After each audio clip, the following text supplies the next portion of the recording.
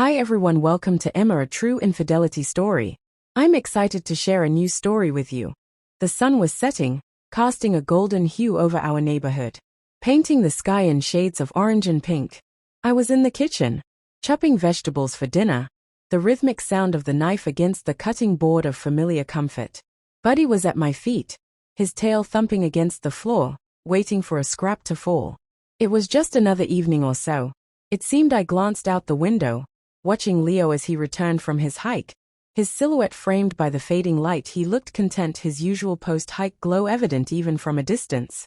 But as he approached, there was something different in his stride, a slight hesitation, a shadow across his face that I hadn't noticed before. "Hey love," I called out as he entered, trying to shake off the unease that was creeping up on me. "How is the hike?" Leo paused, his hand lingering on the door frame. "It was interesting," he said, his voice carrying a weight that didn't match his usual light-hearted recounting of his adventures. He didn't elaborate, just moved past me to wash his hands. His movements mechanical. Dinner was a quiet affair. The usual chatter was replaced by the clink of cutlery and the soft hum of the refrigerator. I tried to engage him, asking about his day, but his responses were short, his eyes distant. Later, as we sat on the porch, the night air cool against our skin, I couldn't ignore the shift anymore. "Leo, what's wrong?" I asked, my voice barely above a whisper. Not wanting to break the fragile peace of our evening, he sighed, a deep, troubled sound. "Paige, I did something today." He began, his words slow, as if each one was a stone he had to lift. "I found something on the trail, something I shouldn't have touched." My heart skipped a beat. Leo was not one for secrets or unexplained actions. "What was it?" I pressed, my curiosity, now tinged with concern. "It was a box," he said, his gaze fixed on the horizon, where the last light of day was fading, an old ornate box hidden under some rocks. I thought it was just a piece of history, maybe something interesting for our collection. But when I opened it, he paused, and in that silence my mind raced through scenarios, none of them comforting. "When you opened it," I prompted, my voice stuttered. Despite the growing dread, there was a letter inside. "Paige, a letter that it's not good. It's addressed to someone else, but it mentions us, our names, our address. It's like someone's been watching us." The revelation hit like a cold wave. Our perfect life, our sanctuary, felt suddenly exposed. "What does it say?" I asked, my voice now a mix of fear and determination. "It's complicated.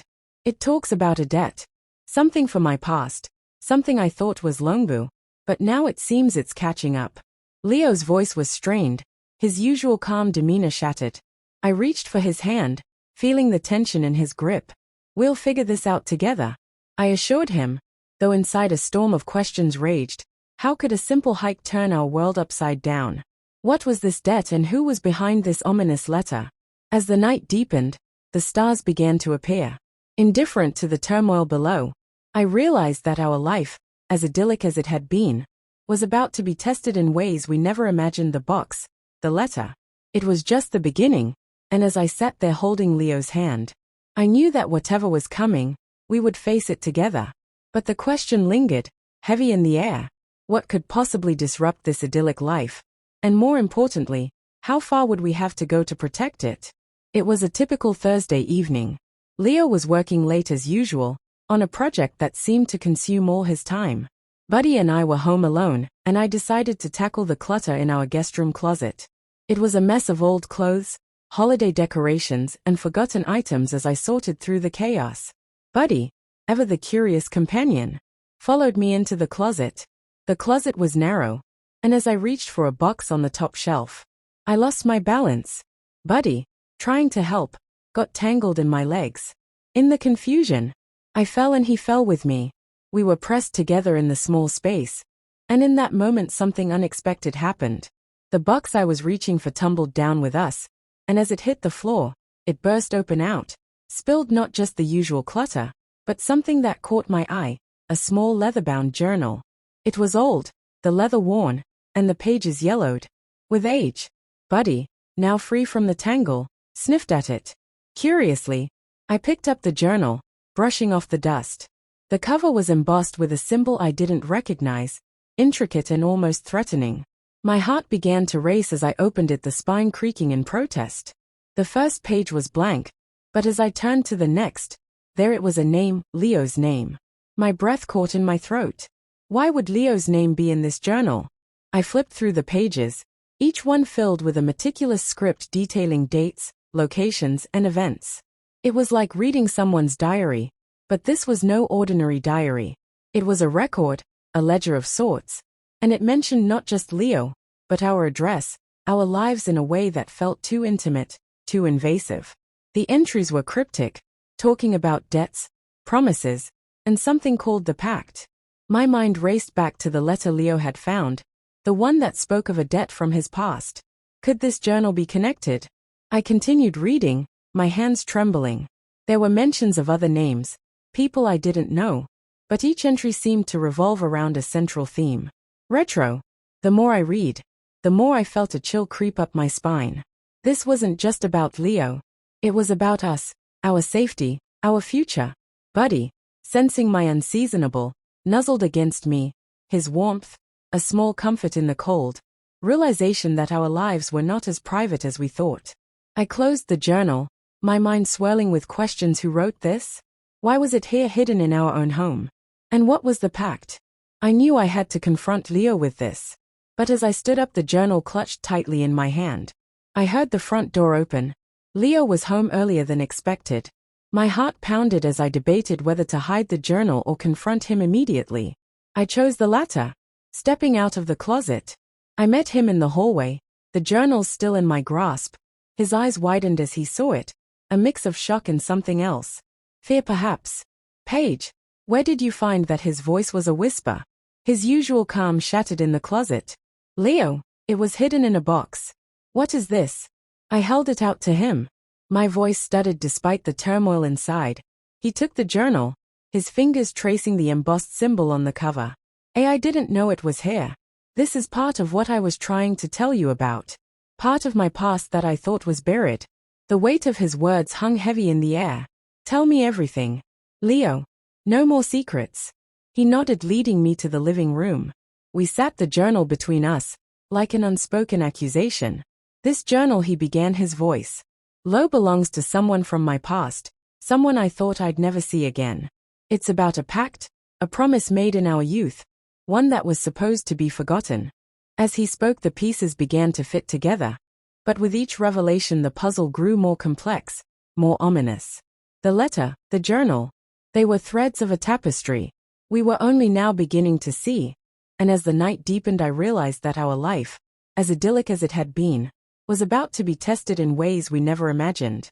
The box, the letter, the journal. It was just the beginning, and as I sat there, holding Leo's hand, I knew that whatever was coming, we would face it together. But the question lingered heavy in the air.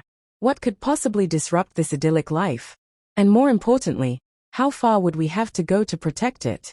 The fall was awkward, and in the scramble to get up, something bizarre occurred.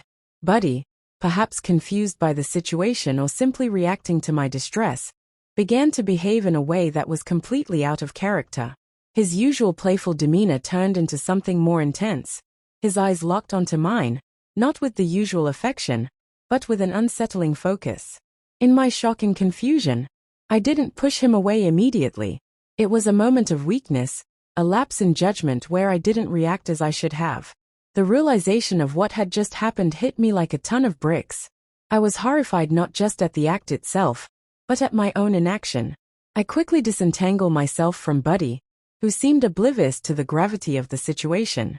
He sat there, his tail wagging slightly, as if nothing out of the ordinary had occurred. I sat there in the dim light of the closet, grappling with what had just transpired. How could a simple fall lead to such an unthinkable act? My mind raced back to the journal, the cryptic entries, and the ominous symbol on its cover. The pieces were starting to connect, but in a way that made my stomach churn. Could this be part of the PA Leo had spoken of?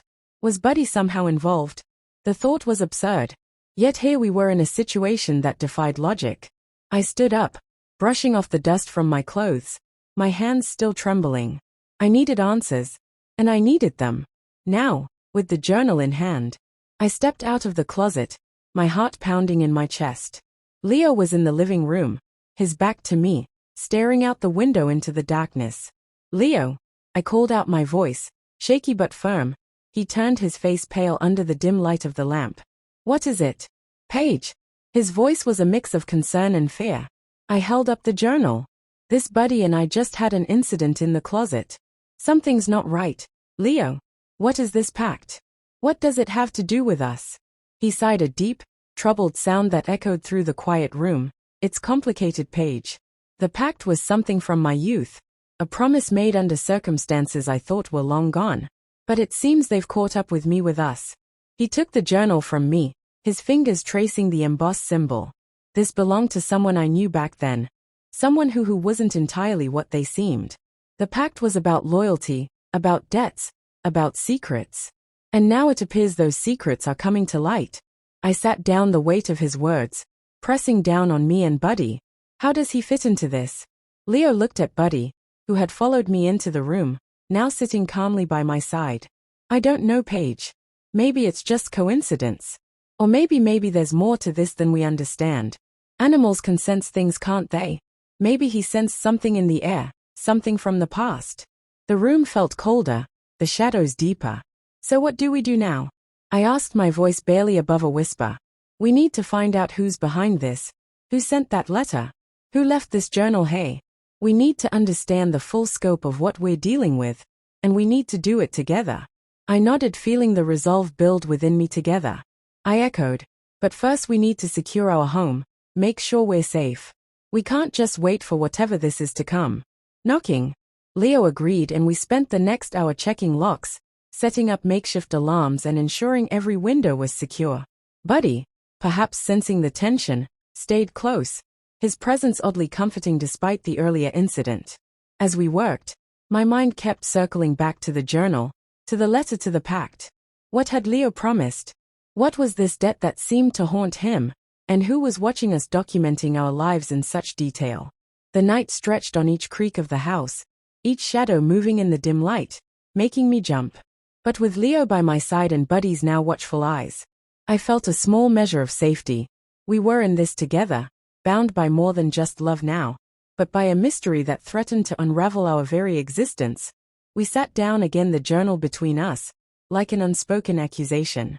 We start by going through this, Leo said, opening the journal to the first page. We need to understand every detail, every name, every location mentioned. There might be clues, something that can lead us to who's behind this. As we read, the entries painted a picture of a past life of promises made in the shadows, of secrets that were supposed to stay buried. But as we delved deeper, the more I realized that our idyllic life was just a facade, a calm before the storm that was now upon us. The question lingered, heavy in the air: what could possibly disrupt this idyllic life? And more importantly, how far would we have to go to protect it? The days following were a blur. I couldn't look at Buddy without feeling a wave of guilt and shame. Leo, unaware of the turmoil inside me, continued his routine, his life untouched by the storm brewing within me. I tried to act normal, but every interaction felt like a performance. I started avoiding Buddy, which was not easy in our small home. Leo noticed my change in behavior, but attributed it to stress from work. I couldn't bring myself to tell him the truth. How could I? The weight of my secret grew heavier with each passing day, pushing me towards a breaking point. The nights were the hardest, lying in bed. The silence was deafening, filled with the echoes of my own thoughts. I would turn to Leo, watching his peaceful sleep, and wonder how he could be so calm when our world was unraveling.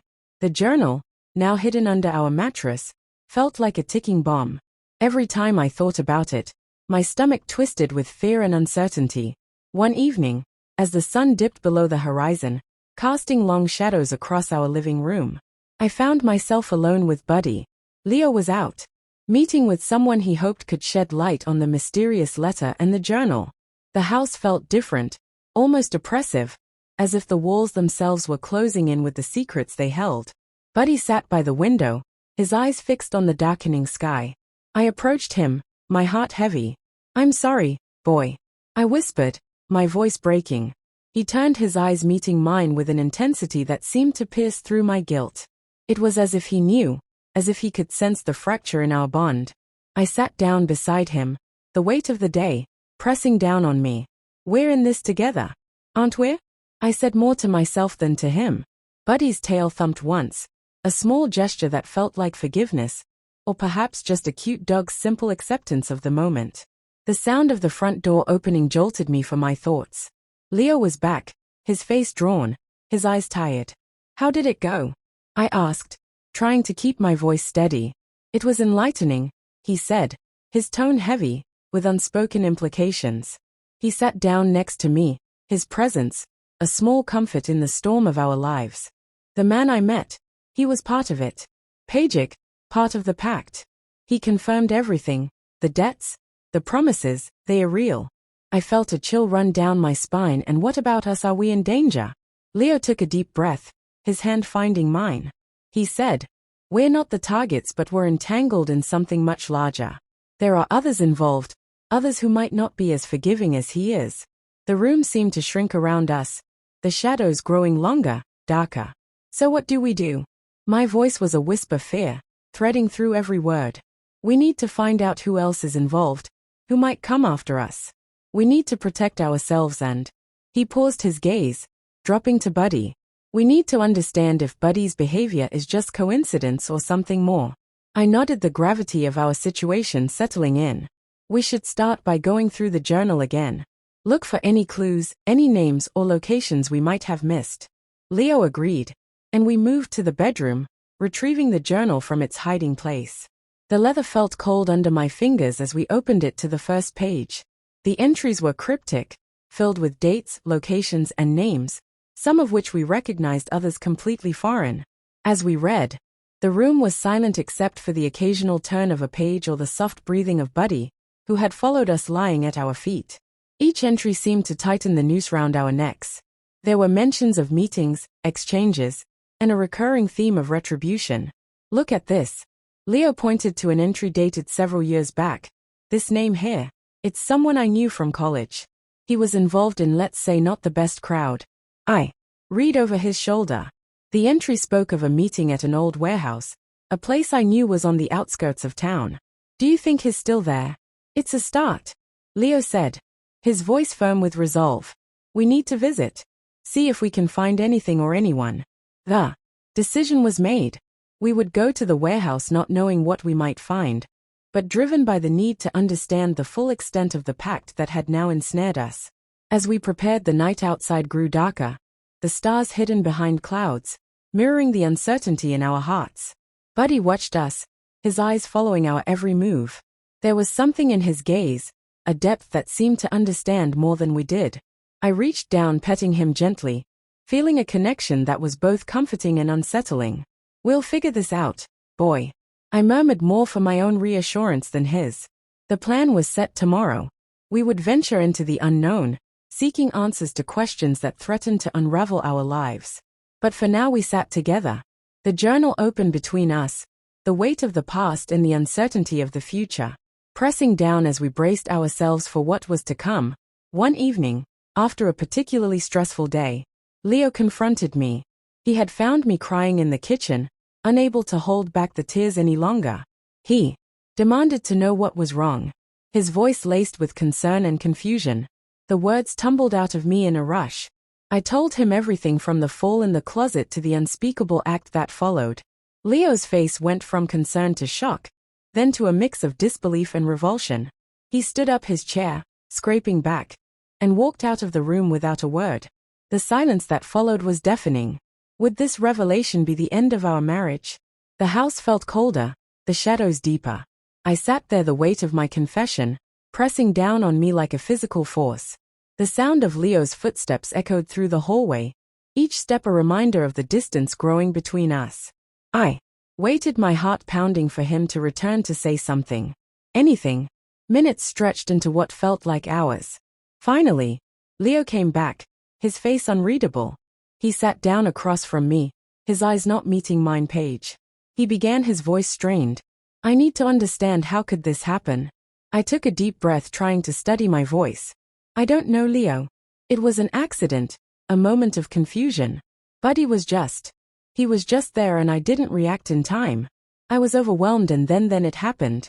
Leo's gaze finally met mine, his eyes searching. And you didn't tell me why. Shame washed over me. I was scared. Leo, scared of what you'd think, scared of what it meant. I thought I could handle it alone, but it's been eating at me. He sighed, a sound filled with both frustration and sorrow. Paige, we're supposed to share everything. Secrets like this, they can destroy us. I know. I whispered, feeling the tears well up again. I'm so sorry. I didn't know how to tell you without breaking us. Leo reached across the table, his hand hesitating before he took mine. We've been through so much already with this pact, this journal, and now this. We need to face it together or it will tear us apart. I nodded, squeezing his hand. What do we do now? We need to understand everything, he said, his voice firming with resolve. The pact, the journal, even Buddy's behavior. There's more play here than we realize. We start by going back to the warehouse, see if we can find more clues. The plan was set, but the air between us was still heavy. With the unspoken, we moved to the bedroom, retrieving the journal from under the mattress. The leather felt cold under my fingers as we opened it to the first page.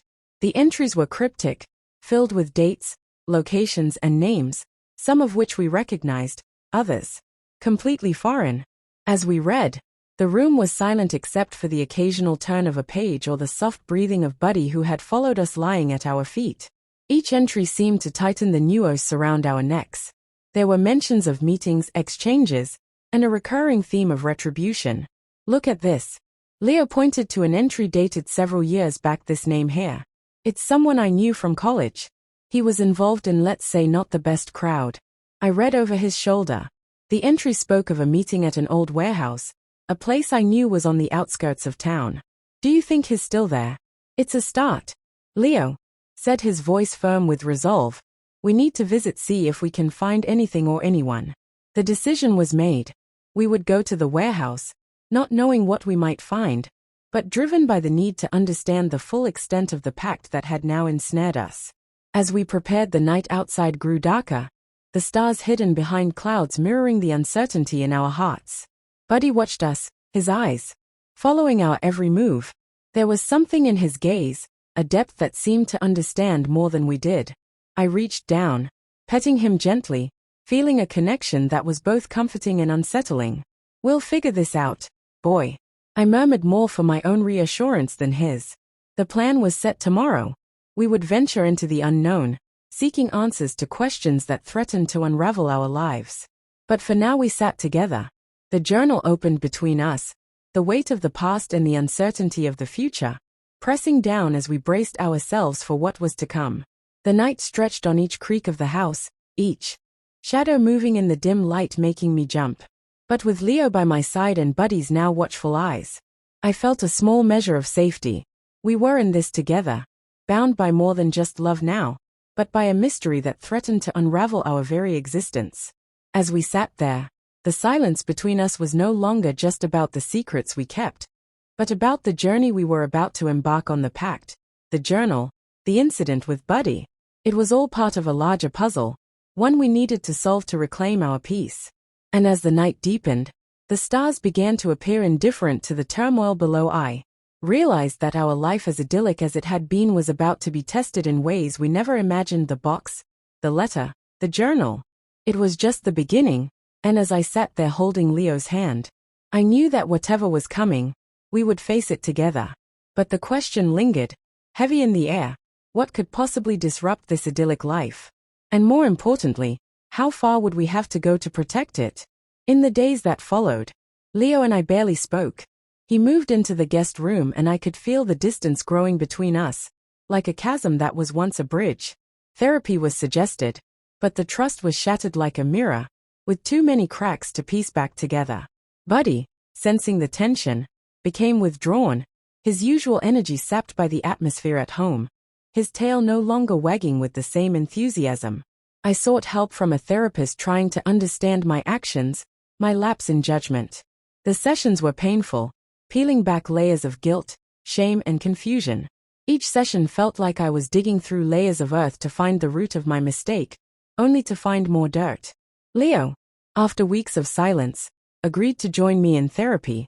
It was a step toward healing, but the road was long and uncertain. Like navigating through a dense fog with no clear path in sight. Our life was irrevocably changed. Whether we could rebuild from this only time would tell. But one thing was clear. The idyllic life we once knew was gone, replaced by a new reality where every day was a step towards understanding, forgiveness, and perhaps redemption. Could we ever find our way back to each other? Or was this the beginning of the end? The first therapy session together was tense. We sat on opposite ends of the couch, the space between us filled with unspoken words and heavy silence. Dr. Jack, our therapist, had a gentle demeanor, but her questions cut through the silence like a knife. Leo, how do you feel about what happened? She asked, her voice calm but probing. He looked down at his hands, his voice low, betrayed, confused. I feel like I have lost part of what we had. I felt a pang in my chest, his words like a physical blow. I'm sorry, Leo. I never meant for any of this to happen. I was overwhelmed and too didn't handle it well. Dr. Jack nodded, her eyes moving between us. Paige, it's important to acknowledge your feelings too. What are you feeling right now? Guilt? Mostly. I admitted, my voice barely above a whisper, and fear that we might not recover from this. The sessions continued, each one a battle to reclaim some semblance of our former closeness. We talked about the pact, the journal, the letter, and how these elements had infiltrated our lives like a virus. Leo shared more about his past, the promises made in youth that now seemed to haunt our present. One evening, after a particularly intense session, we sat in the living room, the journal open on the coffee table. The entries were like breadcrumbs, leading us through a dark forest, each one hinting at a larger picture. We were only beginning to understand. Look at this, Leo said, pointing to an entry. This name here. It's someone I knew from college. He was involved in, let's say, not the best crowd. I leaned over, reading the entry. It mentioned a meeting at an old warehouse, a place I knew was on the outskirts of town. Do you think he's still there? It's a start. Leo said, his voice firm with resolve. We need to visit, see if we can find anything or anyone. The decision was made. We would go to the warehouse, not knowing what we might find, but driven by the need to understand the full extent of the pact that had now ensnared us. As we prepared, the night outside grew darker, the stars hidden behind clouds mirroring the uncertainty in our hearts. Buddy watched us, his eyes following our every move. There was something in his gaze, a depth that seemed to understand more than we did. I reached down, petting him gently, feeling a connection that was both comforting and unsettling. We'll figure this out, boy. I murmured, more for my own reassurance than his.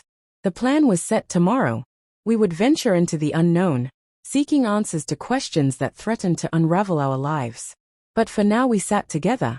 The journal opened between us, the weight of the past and the uncertainty of the future, pressing down as we braced ourselves for what was to come. The night stretched on each creak of the house, each shadow moving in the dim light, making me jump. But with Leo by my side and Buddy's now watchful eyes, I felt a small measure of safety. We were in this together, bound by more than just love now, but by a mystery that threatened to unravel our very existence. As we sat there, the silence between us was no longer just about the secrets we kept, but about the journey we were about to embark on. The pact, the journal, the incident with Buddy. It was all part of a larger puzzle, one we needed to solve to reclaim our peace.